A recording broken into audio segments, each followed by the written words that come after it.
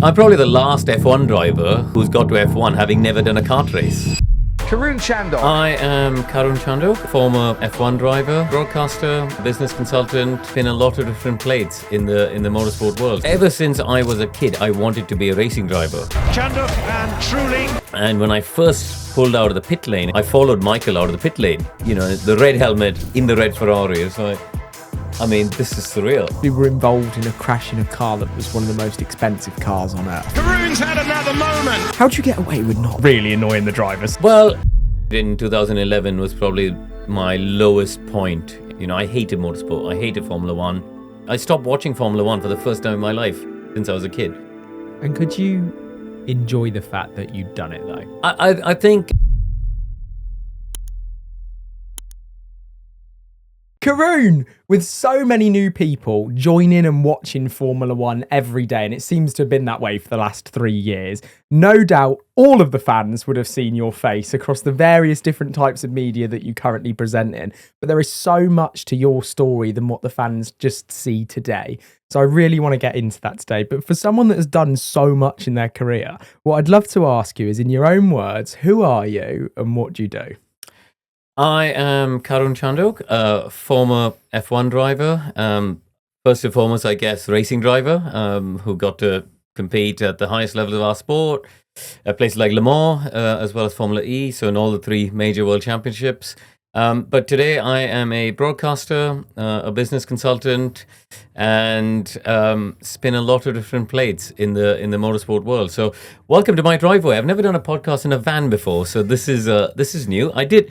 I just want to make clear, I did invite you into the house, but this is, you know, apparently we are, this is cool. I love it. Some of the reactions we get from guests the first time, they're like, it's in a van and he pulls up on my drive, right? I did send 2 emails to clarify. I was like, I do have space in the house. They can come into my office, but I like it. I like the novelty. And that's the thing. When you speak to somebody, and especially if it's the first time or they're not sure what's going on, you get a reaction. And I wanted to start today with reaction because your official title for Sky currently, you do pit lane reporting, we hear you doing the commentary, but was data analyst was the first thing that comes up on Google. We see you analysing every part of what's gone on in different races, whether it's at a corner, whether it's on a straight, whether it's in the pit lane. So I've got to ask, to kick things off, how'd you get away with not like really annoying the drivers sometimes? I think the drivers have a sense of respect that, you know, for when I come at them with a question and with some information and some data, as you say, you know, I think they respect the fact that I've sort of been in the cockpit. I know what I'm looking for, and I'm also respectful of their position. You know, when they've had a bad day, I know what it feels like to be in that position. So you don't beat them down on it. You still ask the tough questions of, listen, the data's pretty clear. You're 4/10 off your teammate. How's that happen? But I'll always back it up with, I can see you're struggling in corners 6, 8, and 10, for example. So can you explain to us what's happened there? So I've given them an out. And that's where I think, having been in the cockpit and having been through those experiences of the mental pressure of a qualifying lap, just going through that experience allows you to ask questions in a more qualified way, perhaps, and also understand their psychology a bit more. But that's obviously on the whole. Yep. As you say, like drivers' emotions can change from race to race. I remember speaking to Will Buxton about the times that he had some pretty fruity conversations with Perez when he'd said things towards the end of Perez's time in his seat. So it must be quite hard to walk that tightrope sometimes. I think it is different, though, for someone who's never driven a Formula One car or never raced in Formula One. And I think, you know, we're very lucky at Sky. We've got a great group of people who have been on that grid, who have experienced that, who have experienced the disappointment of a bad qualifying or the joy of a good qualifying.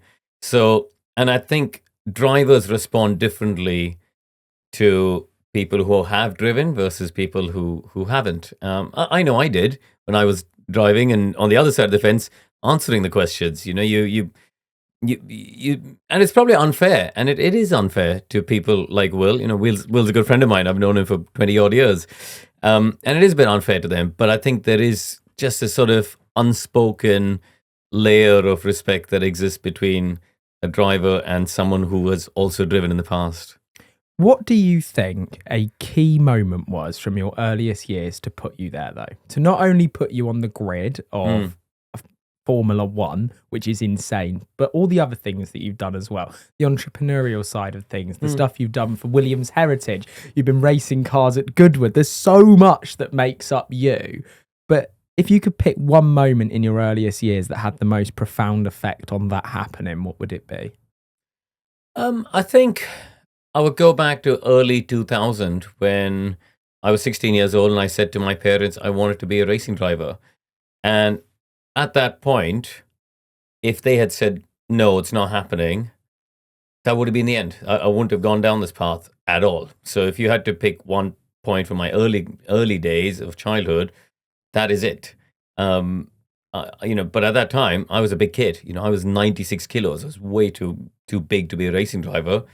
And I grew up in a family where they were brutally honest. And, they had two conditions. My dad said, that's fine. You lose 25 kilos and we can talk about it because I'm not investing into this. And my mum said, that's fine, but your grades in school can't drop. And I was just about to do my A-levels. And so I took that on as a challenge. I lost 26 kilos just to prove him wrong. Not to prove him wrong, just to prove that I could do it, actually, is the right way. So I lost 26 kilos in 10 months and, got 4 A's in my A-levels. So that was it. But what made the fire so strong to be able to want to do that? So because to achieve that, that's a thing in itself. I've been through a weight loss journey and it's flipping hard, to go from that to that. But when you get in the groove and you've really got a goal, it does help. But what created that goal for you? What's weird is I now recognize as an adult how unique my position was, but I don't recall ever wanting to do anything else. So when you ask the question of where does the fire come from, ever since I was a kid, I wanted to be a racing driver. I picked the story of when I was 16 because that was when I could get my license to go racing. At that time, you had to be a minimum of 16. And let's not forget, in India at that time, there was no karting. So I've never done a go-kart race in my life. That was going to be my next question. Yeah, I'm probably the last F1 driver, who's got to F1 having never done a kart race, apart from, the odd charity thing.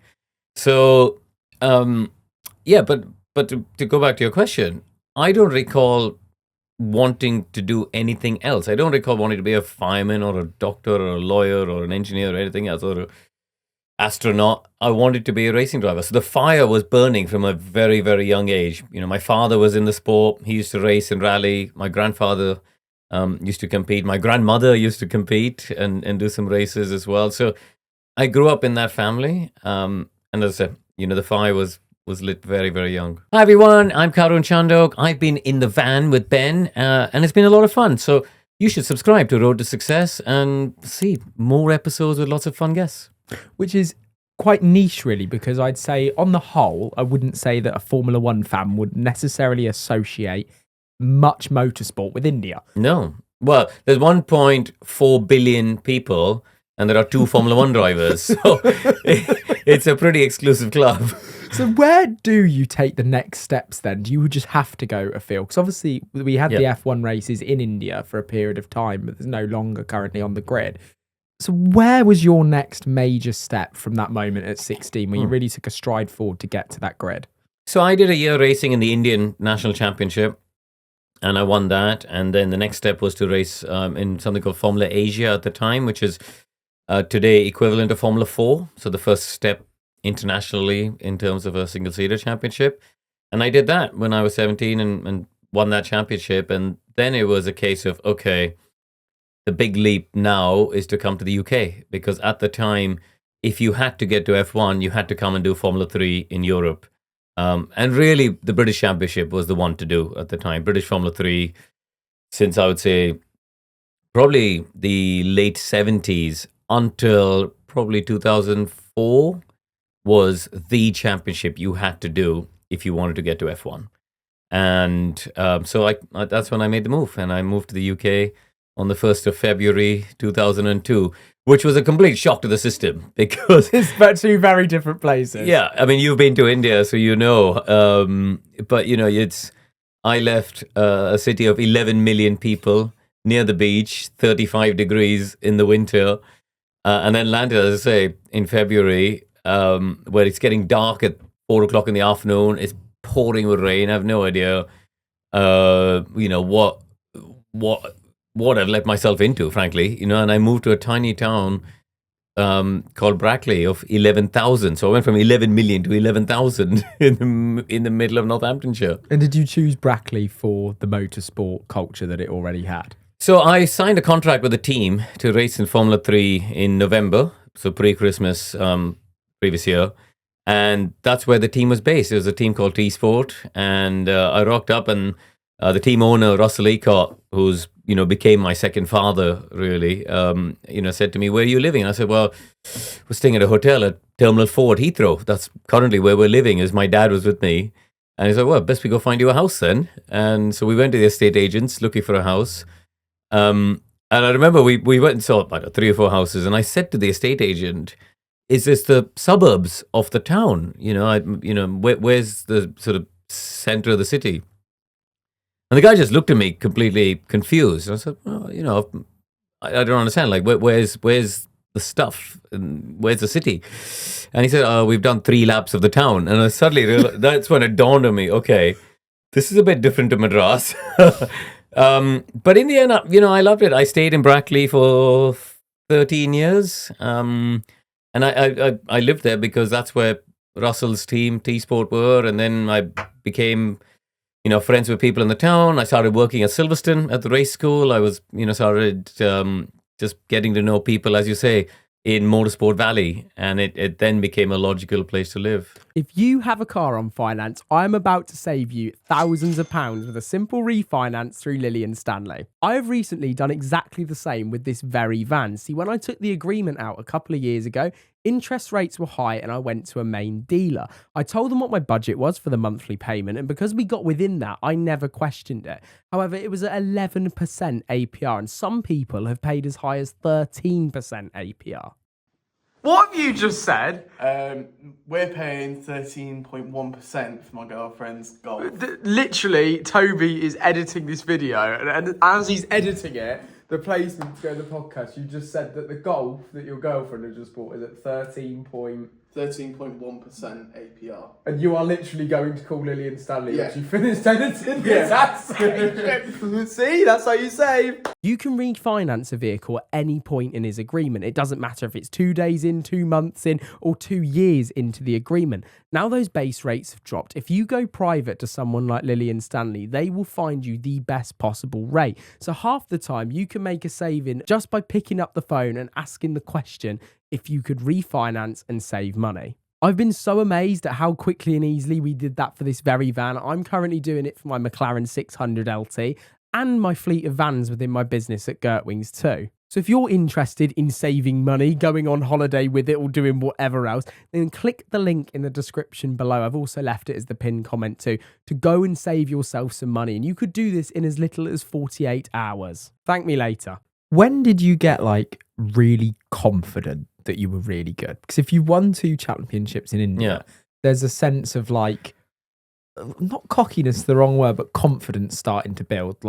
Was that really helpful? When you come over, did you believe you were really good? I think cockiness is the right word, actually, because I think I won championships in India and Asia, and you got cocky and thought, this is going to be a walk in the park. And then I came here, and suddenly there was a real shock to the system. The first 6 months of 2002, I got absolutely beasted, and I was crashing a lot. The results were not there, and I was just in shock, because the level of competitiveness in European racing is so much higher than anything in Asia. And there were lots of days I just thought, this is just not going to happen. What am I doing? I should just go back to India. This is not for me. I'm not good enough to do this. And then again, it's like, okay, you knuckle down. And one thing I'm never ever can be accused of being shy of is hard work. So I went to the workshop every single day. As I say, I lived in Brackley. I would go to the gym in the morning, go to the workshop, and I spent every single day. And I would take the laptop home from the engineers. I'd take the laptop home on the weekends when we weren't racing, and I would just spend my evenings and the weekends looking at data. I managed to get some data from some other teams from previous years, and just spend a lot of time just trying to understand why it wasn't happening for me. What was the technique? What was the style of driving the cars that I just couldn't get my head around in those 6 months? And then slowly, the first 6 months I got qualified by my teammate 12-0 in the first part of the season, and the second half of the year I beat him 11-6. So I think, and then it sort of built from there. So we could go sort of fast track. I had 2 or 3 years in Formula 3 where we're struggling for money. I was always short of cash, and I think again people don't understand that how tough that journey is for someone from India or someone from Asia, because I had to go out there and raise commercial sponsorship. I'm 18 years old. I'm having to go into boardrooms and negotiate with these massive companies to say, invest in me, invest hundreds of thousands of pounds into my journey. And why should they do that? Why should they not just sponsor another cricketer's bat? Because cricket is so dominant in India. So how do you prove to them that they should? And then what else can you say other than I'm really good? Yeah. Look, I've won this and this. Like, I'm really good. I promise I'm really good. Yeah, you got to say that, but you've also got to quickly understand that's not good enough. You got to understand what they want, and they want a return on their investment. So again, think about my peers. We finished high school. They're all off at university getting pissed. They're all, living the undergrad lifestyle as most people do, or they've got their first jobs with their families or whatever. And I'm out there. I had to teach myself PowerPoint to make presentations because I couldn't afford to go, hire an agency to do it. I taught myself how to write the press releases and edit the pictures. So then I would go do cash deals with photographers on the grass banks and say, look, I'll pay you a tenner per picture, sell me a few pictures. I would then edit it to highlight the logos of the sponsors.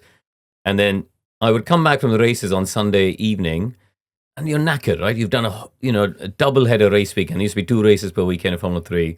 You're mentally fried. All the other drivers are just going, putting their feet up, having a rest.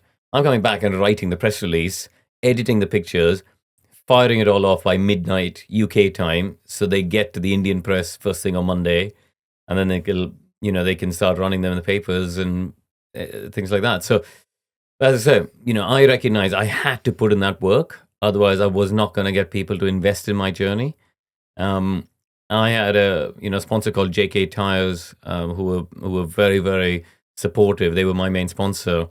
And there was their head of marketing was a guy called Sanjay Sharma, and I learned a lot from him about that. He taught me how I need to deliver this, and how I need.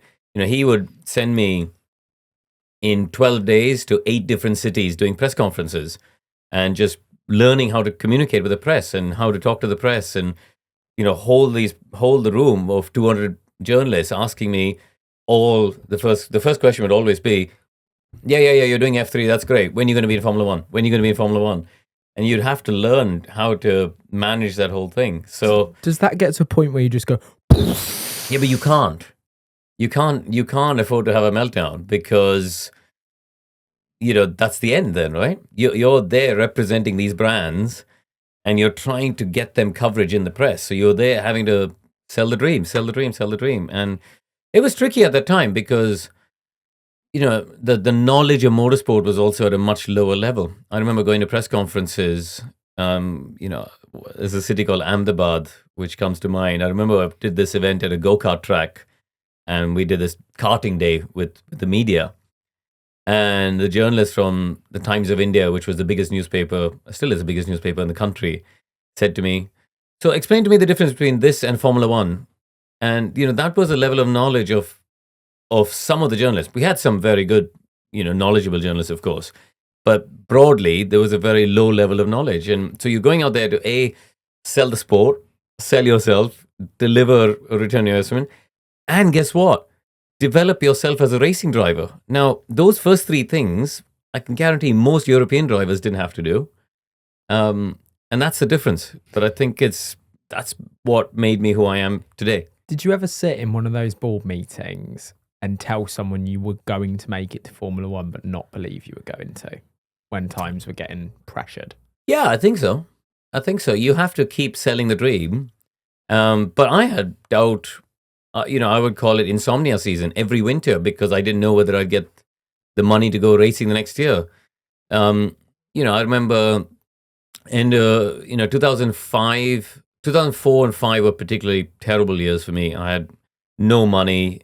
We did half a season of F3, ran out of money, did some races in World Series by Renault, ran out of money there in the beginning of 2005, did some races of A1GP. It was all a bit political, so I walked away from that. And then I'm stuck. I had nothing going on. Went back to Asia for 2006, and at that point, it's a Hail Mary because I had no money to carry on racing in Europe. Renault started a championship out in Asia, and so I managed to put a deal together to race out there. And that was a key turning point. So you asked me earlier, what was one point in my early younger years that set me on this journey? And I was talking about when I was 16.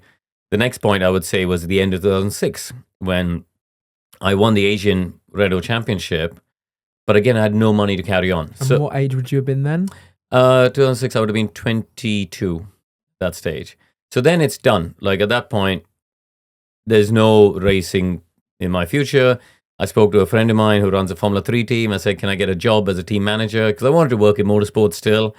And he said, yep, we could talk about it. And we were talking about, how I get the work visa and things like that to come back to the UK. And then I got a phone call from, Bernie Ecclestone saying that Red Bull are looking to get some more Asian drivers onto the young driver program. And he set up a meeting with Danny Baha, who was running the Red Bull sponsorship at that time. And, I ended up with the last seat on the GP2 grid for 2007. And at that stage, it was a team called Durango who had finished last in the championship the previous year. But for me, it was like... It didn't matter. It didn't matter. I was on the grid. And that was a key point. That, at that stage, it was a fork in the road where I was either going to be done and get a job as a team manager or carry on driving. And at that point, you mentioned like how profound your dad was for you in like your earliest years and that he was always here even when you were staying in a hotel over here in the UK. Where was your like dad and family's emotions at that critical key point for you? Yeah, I mean, my dad went on this whole journey with me every single day. He was my manager. I never, we couldn't afford to have professional agents and managers and all that. So he managed me. I was lucky he was in the business. He was doing some work with Bernie with the TV rights in India. So he got to know Bernie a little bit. And then we were working together with Bernie to bring the Indian Grand Prix to India, or to bring Formula One to India, I should say, as the Indian Grand Prix. And so we got to know him. And that's how we made this connection, which opened the door to Red Bull. So it shows how many plates you have to spin in every area to become successful enough at the plates to then show your success on the track. Well, there's 2 or 3 other things, right? Like, I had to, so I managed to get some money together to go racing, but I still had to live. So I started working, as I say, I bet most of the other drivers I was competing against, the rich Brazilians and the Germans or whatever, they weren't going to Silverstone circuit on Monday morning to drive a recovery van to pick up motorcycles from a track day. I was for 110 quid a day. Actually, I started on 95 quid a day and then it went up. I got a bonus to 110. Do you talk about those moments though, or the fact that you had to do that? Because on the whole, putting yourself on TV, putting yourself in the position of being a Formula One driver, you're open to so many comments. And obviously so many people comment on the journeys of drivers like, I'm sure I could make Formula One if I was rich and all the rest of it. But does that get on top of you after a while? Because it's like, no. Like in my world where I was, you don't understand what I had to do to get that. You know what? I don't think it's my job to go out there and fight that battle. People are going to have whatever perceptions they want in life. I don't care. If they think, and of course you have to have I'm not saying that we had nothing. I had a very comfortable life out in India, but we weren't certainly multimillionaires who could afford to pay to go racing. There's never enough money for racing. No, but also, I had to get, if I didn't go out there and have the commercial money, it wouldn't have happened. It's very simple. There's no way my family took out 2 mortgages and that maybe paid for 4 race weekends of Formula 3. It didn't pay for the other 2.5 seasons. And then it took us a decade to pay those mortgages back, right?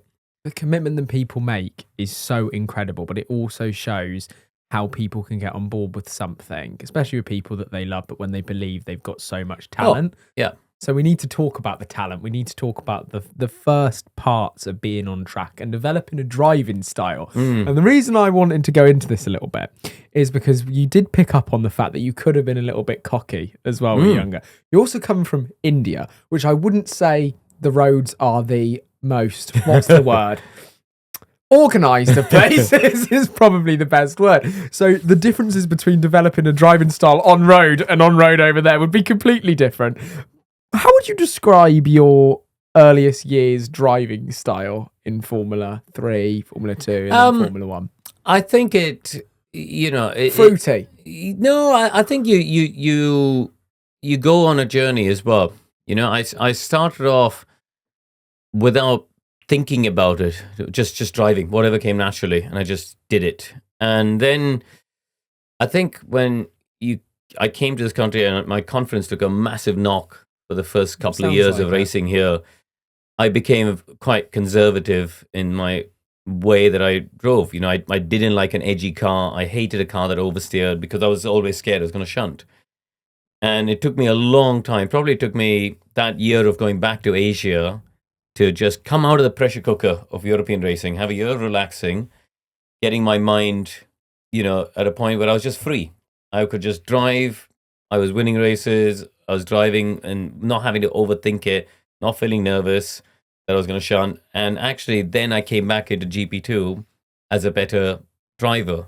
But certainly, I would say that period between 2002, 3, 4, 5, I was all over the place in terms of I didn't, there was a way I knew I should be driving, but I couldn't drive that way because my confidence didn't allow me to do that. That's where the talent sits then, because if you're talking to people and you notice things like we were talking in the house about Lando and Piastri and the fact that it is likely for the second half of this season, it's going to be like a pressure cooker, like it's going to go bang at some point.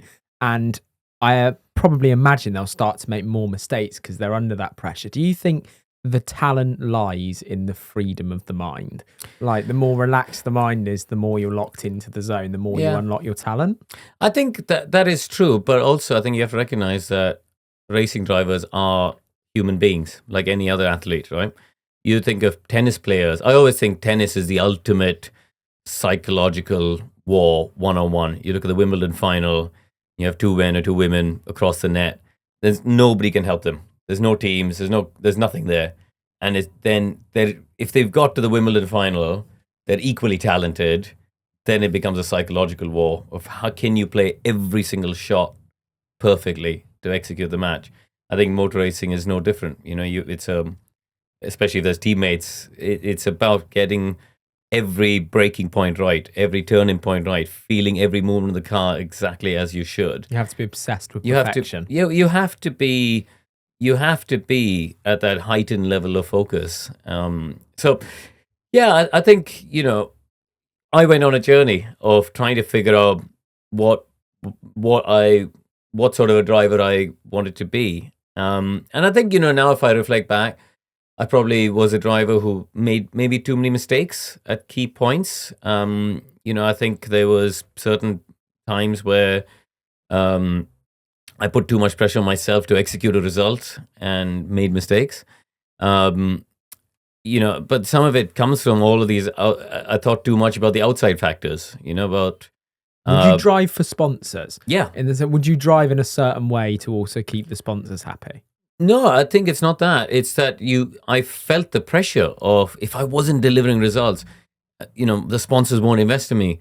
My parents have sacrificed all of this stuff, from their lifestyle and their livelihood to put me on this journey. And, you start to feel the pressure of all of that. And that's not good pressure. That's pressure that then causes you to make mistakes and drive in a way that's not really constructive or deliver constructively. So getting the call, though, or getting the opportunity to then go into Formula 1, that must be a moment that profoundly tells you that everything you believed about yourself is right. Like you've made it to this point. I think before that, winning the GP2 race at Spa in 2007 was a massive moment for me, where it's like I belong. I'd come close. I was leading the race in Turkey. I got taken out. I'd had a couple of good results in Monza, so that the results were starting to come. And then when I won at Spa, I took a massive monkey off my back. The pressure of all of this stuff.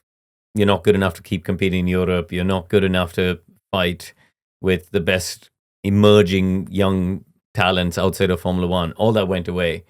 And then I was able to get more podiums and win in Hockenheim the following year and all that sort of stuff. And it just built some momentum to F1. And then I think getting to F1, any racing driver, there's three parts of their life. There's the journey to F1. There's your time in F1, which is as long or short as it might be. And then there's your life after F1. And so getting to F1 was the closing of chapter 1 and the opening of chapter 2. It was massive, right? As we said before, for my country, I was only the second driver in F1. It was on, as the main ticker on every news channel when it got announced. It was, cover page in all the newspapers. It was a massive deal. And when I went to Le Mans, we had 30 odd journalists there. I remember looking at a campsite in the morning warm-up. It had been a miserably wet year at Le Mans, just mud everywhere and just people sleeping in the rain. And this campsite was full of Indian flags. And I just thought, this is amazing. These people are here sleeping in the mud to support me. I was the first Indian to race in the 24-hour race. And I was like, these people have given up their week to come sleep in the mud, wave the flag for me. That was really emotional. And so you suddenly realize again what this all means, to go on this journey and race at the top. So it must have been also quite a journey and something really proud getting or helping get Formula One to India as well. And am I right in saying you didn't get, though, the chance to compete in that race? That must have been like one of the hardest parts of the journey, awful. Right? Yeah, awful. I mean, that period in 2011 was probably my lowest point in terms of my relationship with motorsport. I hated motorsport. I hated Formula One. And it was because of politics. I was with the team Lotus at the time. And I had a contract and I had certain agreements in place to do certain races that year, and they broke the agreement. So you were a reserve driver. I was a reserve driver, but with a contract, which was somewhat unusual, but it was an agreement to do a certain number of races, including the Indian Grand Prix, which was a key point. And that's why I signed with them. At the end of 2010, Hispania, who I was with, middle of 2010, Hispania came to me and said, we need money to keep going. We have a driver, Sakon Yamamoto, is going to offer us $500,000 per race to carry on, to take your seat. And I was like, well, you'll be signing him then, won't you? Because I haven't got $500,000 a race. So that booted me out of there. But I was speaking with other teams about a reserve driver role. And there were two other teams, which was a pure reserve role, which would have been 12 to 15 practice sessions, a bunch of testing, whatever, but no races. Then I signed with Lotus because it included the Indian Grand Prix mainly. And was that friendly at the time you signed with Lotus? In terms of that arrangement to go in, did you have any concerns that, if that was in the contract, it was you weren't able to not do that? Well, you have to believe that people are going to do what it says on the contract. That's why you shake hands. That's why you do the deal.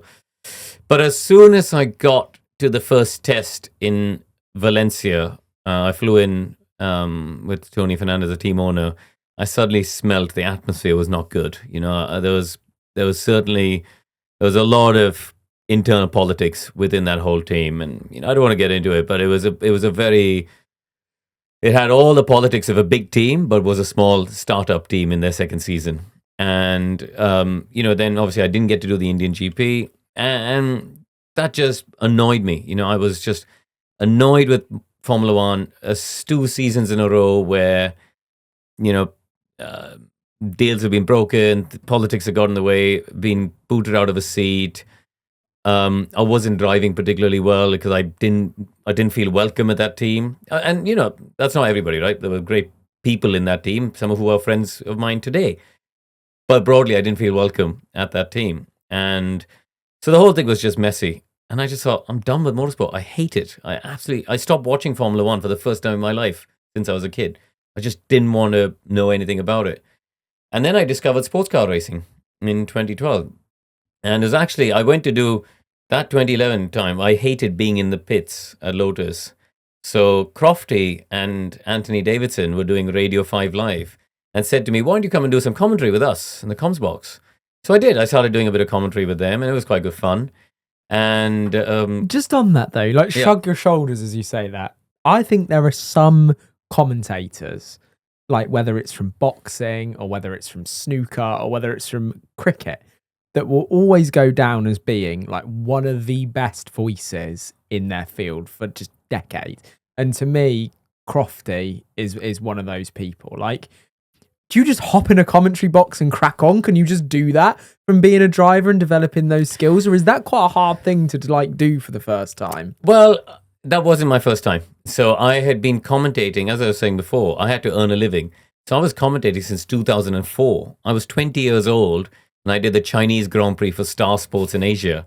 And so between 2004 and doing this 5 Live stuff for them in 2011, I'd done sporadic stints as a commentator. You'd spun that plate as well. Yeah, exactly. So I'd done lots for ESPN Star Sports out in Asia. I'd done F1 in cinemas. There was a season or 2, I think, where they showed F1 in the big cinemas in the UK. So I did that commentary with Ben Edwards for a while. So there was nothing out of the ordinary going in there, but it was one of the most significant moments for you. I don't know about that. I think what was significant was when Anthony said to me, you should come and do sports car racing. That's what I meant. Yeah, in that sense, yeah. So not the commentary per se, but Anthony was that particular time. Yeah, and he was like, look, I know you're enjoying life in F1. And he'd been on that journey like 4 years earlier, 2007 when Super Aguri went pop, or 2008, I can't remember. 3 or 4 years earlier. He'd been on that same journey and gone to sports cars and was loving life in sports cars. And so I did, and I went and raced 5 years in Le Mans and the World Championship in sports cars and really rediscovered my love of motor racing. And then came back to the F1 paddock, having turned the page.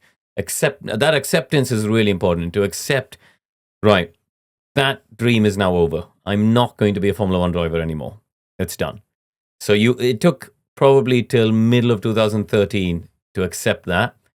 And then I could walk into the Formula 1 paddock as a commentator, broadcaster with a lightness and go, I'm going to come here and enjoy it for what it is, which is, guess what? The best racing series on the planet, the pinnacle of our sport. And as a fan, I still bloody love coming here. And could you enjoy the fact that you'd done it though? Even though you will have certain chips on your shoulder, I guess, and go back to say, I could have done this better, I could have done that better, I could have executed that better. Was it still a massive thing, obviously, to you that you had achieved that dream? I think, and every driver will probably say the same, is you don't appreciate at the time just how special it is because you're just focused on doing the job. You're focused on trying to do the best job you can. You're focused on the racing. You're focused on what the job is at the time.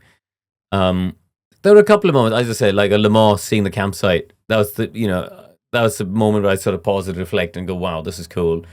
I remember my first ever F1 test. I was a Red Bull test driver, and I was at Barcelona, and Michael Schumacher was one of my heroes as a kid. And Michael came back to do that test at Ferrari at the end of 2007. He'd taken a sabbatical, but he came back to do a test. And when I first pulled out of the pit lane in Barcelona, I followed Michael out of the pit lane, the red helmet in the red Ferrari. So this is surreal. So there's certain moments where I still recall, as being things where I think, wow, it was amazing, to have that opportunity to be on the grid with those great drivers, the Alonsos, the Hamiltons, the Schumachers, to be on the starting grid. It was an amazing thing to have done. But at the time, did I appreciate that? Probably not. On reflection now, yeah, of course. You said at the beginning that you appreciate now in that reflection, being in your position at Sky, you're able to reflect back on those times in Formula 1. Do you think it's difficult for some of the guys that haven't done F1 to kind of keep up in their kind of roles that you work with, or does everyone gel together really well? No, we're very lucky that, I think everyone understands the role that we play. I think what Crofty does, or what Ted does, or what Simon or Natalie do in terms of presenting it, they do an excellent job. Rachel and Craig Slater, when they go to the pen and ask drivers, they do a great job. I think we're all respectful of the role that each of us plays. The roles that they play aren't the same as what Anthony or myself would play, and then you got Bernie Collins, who's come in from a different direction in terms of being on the pit wall. So I think we've got a lovely mix of people who come at it with different backgrounds, come at it with different angles. And if the team was populated by just racing drivers, I don't think that would be very good. What's the biggest difference between being the interviewee in a helmet and being the interviewer or the analyst from the other side of the microphone? I mean, everything, right? Everything, because you're going from being the judger to being judged, and that's what we do. But as I say, because I think like Ant and I have been there and we've experienced this, when we go on the SkyPad and we go, well, so and so they missed the apex there, or they made this mistake, or they're a bit wider thing here. You're not gonna just blast them for it. You understand, why that might have happened, and you're a bit more sympathetic about that. What do you think one of the toughest things is that people wouldn't maybe realise about being in those roles at Sky? I think that the biggest challenge is just trying to filter, because you've got 10 teams out there whose job it is to tell their story in the way that they want it told. So I'll take 2021 as an example, right? That amazing Lewis versus Max season down to the final round, Abu Dhabi. We all know how it ended. But if I think of the previous 5 months there, you had Mercedes and Red Bull constantly telling you, oh, by the way, they're doing this and they're doing this, and do you know we've done this in the right way and we're doing this. There's this constant barrage of stuff that they want you to put out to the world. And even today, you go to any race weekend and they go, so and so's cheating. I'm telling you, they're cheating. That is not kosher. That is absolutely. You guys should be highlighting this stuff. It's like, and there are a lot of people out there who'll just run with it and go, oh, McLaren are cheating, or Red Bull are cheating, or Mercedes are cheating, and just believe the spin that's being put out there. And I think the more experienced people who've been around the sport, been on the paddock, will just go, well, if you think they're cheating, you can protest it then. We're not your mouthpiece. So take us into the pit lane. Do they, when they're giving that information over, because we obviously only see it when it's put out live, when it's put out as a piece of content, but are you literally getting pulled down between the motorhomes sometimes to be like, come here? No, it's not so much that. No, it's not that. I think we go out there to seek information as well, right? That's part of our job, is leveraging our relationships and trust with people. You can go out there, I've got friends in every team that I can go and say, I don't really understand why that happened last week. Can you explain this to me? And they often will, knowing that I will then filter. And that's why I come back to, when you ask what's the most important job, it's about being the filter. Knowing that I will filter what I should put in the public domain versus what I should just keep for my own personal private knowledge. And similarly, they will often in those conversations tell you about what other people have done or what other people are doing. And again, it's about filtering.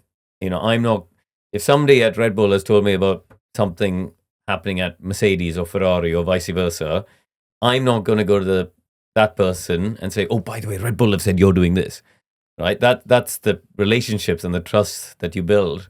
But ultimately, the most important job is to filter what is the truth and what you're comfortable saying as well.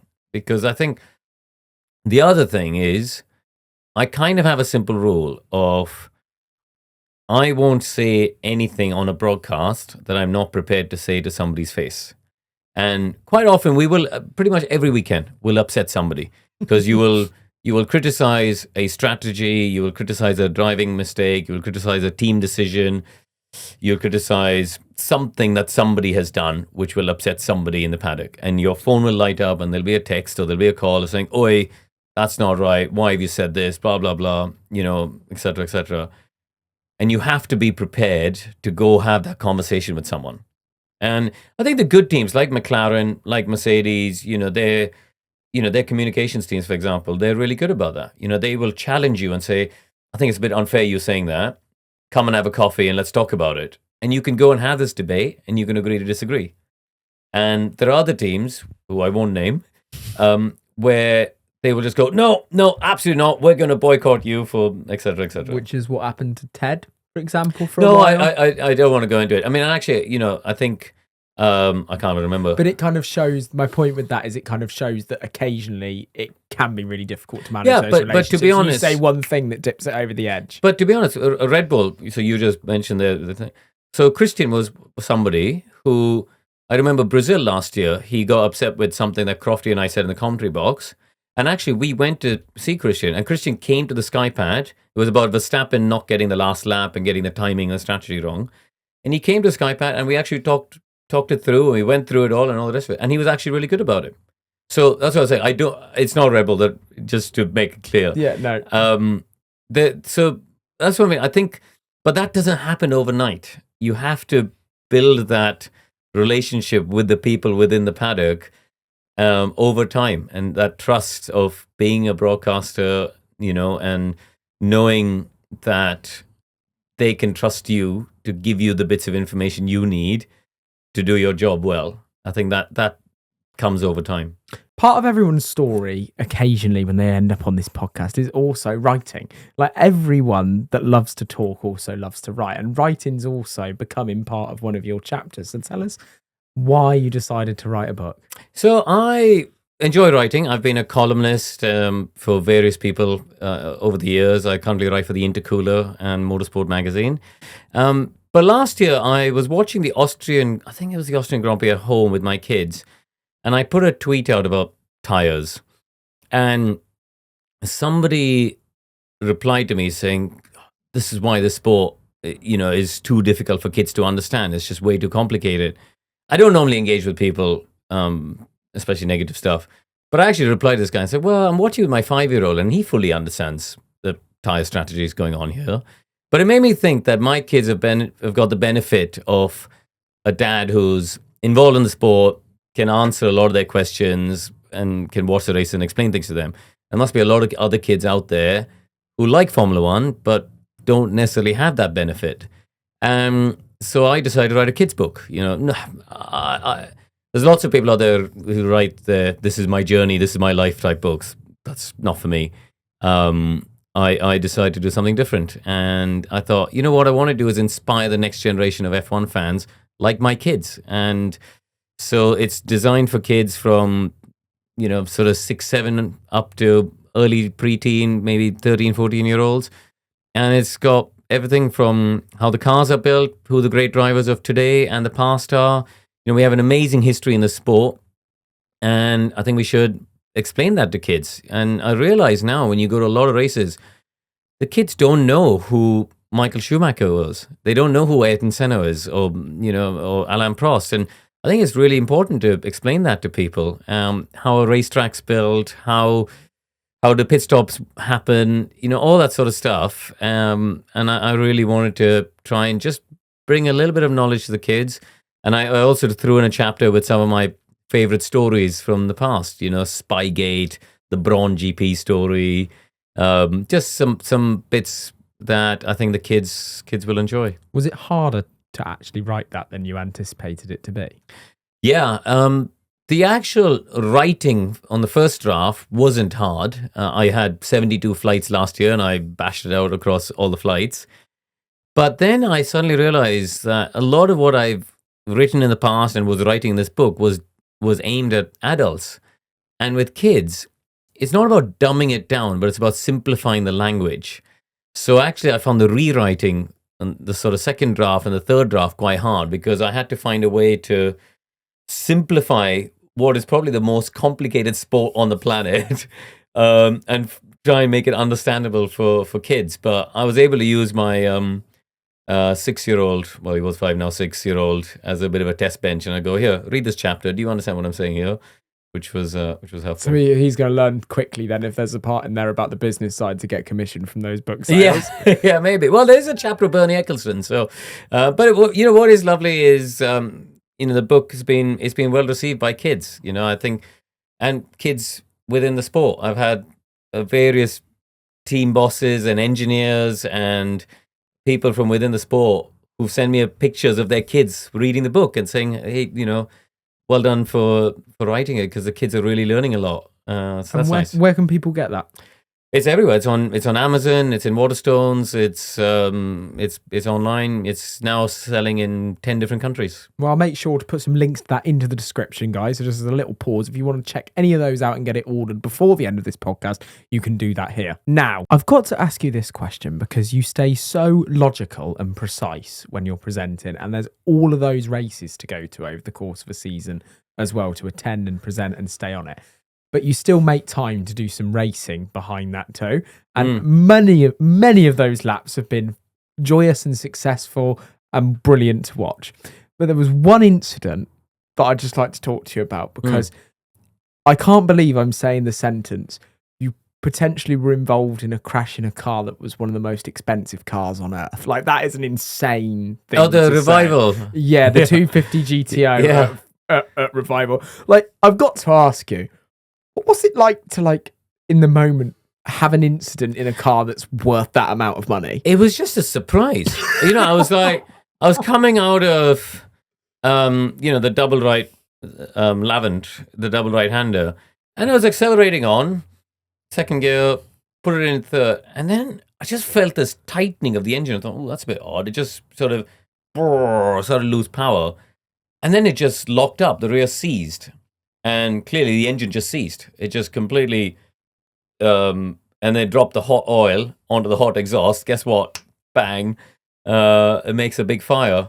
Was it your feet that got pretty burnt? Or your... Yeah, well, my right foot, it went through the boot.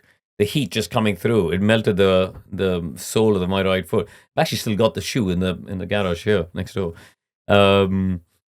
But yeah, it was a bit of a shock. It's like, what on earth's happened there? And it's like, oh God. Is it only in the moments, I'm guessing, maybe when you're off the circuit at the paddock, the following hour, that it really hits you oh my God, that was a Ferrari 250 GTO. Because in the moment, as you're saying, you're just like, rum, rum. It's just a car. Yeah, you're just enjoying the car. It was just a shock because it wasn't like an over rev on a down change. It was when I was going, it wasn't a misshift. It was a sort of accelerating slowly out of a slow second gear corner. So it was just a shock. And then the immediate thought is the racing driver brain kicks in, which is, I need to get off this track so other people, I pretty quickly realized there must be oil on the track, drop from the engine. So it's like, let's get off the track so other people aren't spinning on the oil. And then get there, and I looked up at the bank, and there were some spectators who were waving at me, saying, get out, get out, get out, the car's still on fire. So then I jumped out, and then the marshals did a great job putting the fire out. Obviously, when people go there, they're like, okay, I recognise that driver, I recognise that driver. Are drivers that own those cars or owners of those vehicles saying, come and get it out on track, you're the best person to drive this to its full potential? I literally think Revival is one of the best events ever as well. Yeah, I mean, we're recording it just a few weeks away from it, and I'm very excited to be going back. I'm very lucky, I've got, I've had the opportunity to drive some great cars, and the owners. And again, full credit to the owner in this particular case. He was waiting at the end of the race. I got in the recovery truck with the car, came back into the paddock. He was waiting there. So awful. And I'm going, oh God, this is going to be a very, very awkward, difficult conversation. And I got up, and the owner's, the first thing he said to me is, are you okay? I don't care about the car. Just tell me you're okay. And that was the only thing he cared about. Yeah, and, massive respect to those people, right, who are willing to put their cars out there and put it on show and accept sometimes those things go are wrong. worth $70 million. Or... I don't know. I'm not even going to think about it. Yeah, because I can imagine that's quite stressful to get into. You mentioned chapters throughout this podcast as well. Chapter 1, Chapter 2. Chapter 3 is clearly the commentary, the presenting, everything that you're currently doing in and around Formula 1. But when's the end of Chapter 3 for you? And do you ever think about 4? Because you mentioned you've got a family, you're literally putting bikes in the car as we speak. Is it hard to keep up with the pace for all those things? And I know you've got other stuff going on as well that could definitely support you, from Williams and all sorts that you're involved in. So when's time to end that chapter, or do you feel like it's got many more chapters to go? I think there'll be a natural point where you feel like I want to do something differently. At the moment, I enjoy going to the Grand Prix. As we record this, I'm about to fly off to the Dutch Grand Prix. I'm excited. I want to see what happens. And I think the day that I'm not excited to go to the race, I'm not intrigued to see how it's going to unfold. I can't wait to see how the Lando versus Oscar battle is going to play out this season. As a fan, I'm excited to go to the track and see how that unfolds. So I think as long as I have that excitement, I should and will carry on commentating, as long as Sky will have me.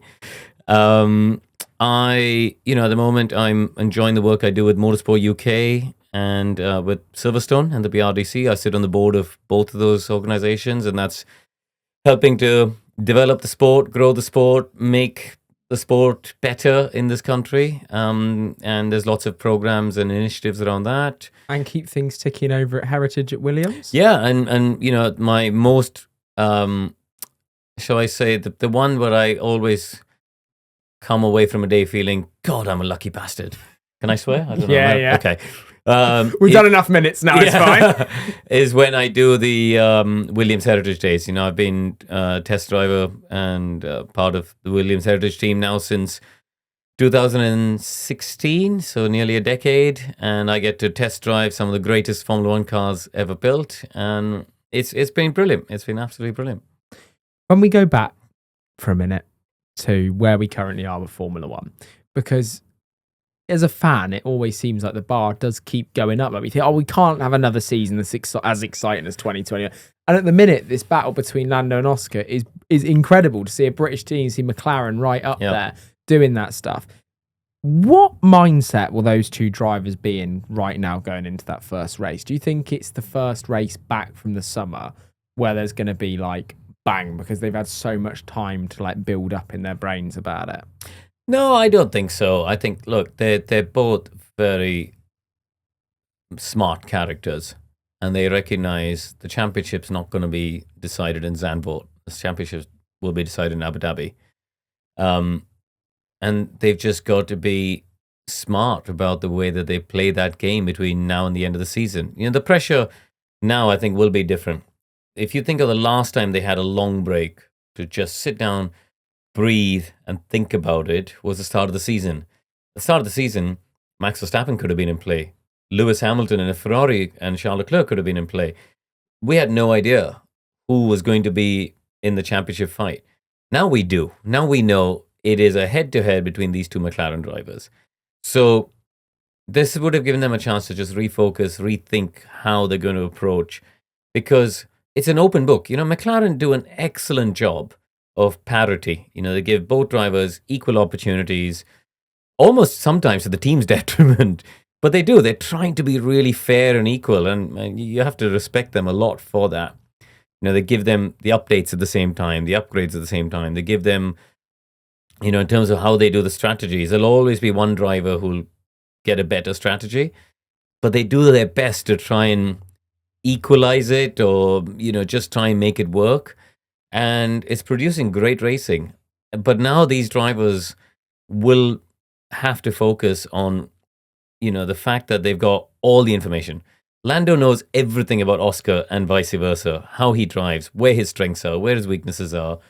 And now it's, okay, how do I use this information to give me the best chance to win the championship? And I think it's going to be great. Either way, we're going to have a new world champion. And I think it's going to be fantastic to watch. Well, Karun, I'm looking forward to you taking us through that journey, taking us through every corner, every straight, every moment, every shock, every surprise, everything. And I wouldn't want to listen to anyone else tell me it. So thank you also, though, for giving fans an insight, because there's, as I said, so many people joining now. Occasionally you can miss so many parts of someone's story. And I think so many of the people that are showing us these moments through TV, there's so much more to them than just talking about what's currently going on. So thank you for coming and talking to me today. We could have talked for hours. There's so much more. I wanted to get into fifth gear. I have so much stuff going on over there, and I'm sure I'll have you in the van again at some point. But thank you for your time. Thank you very much.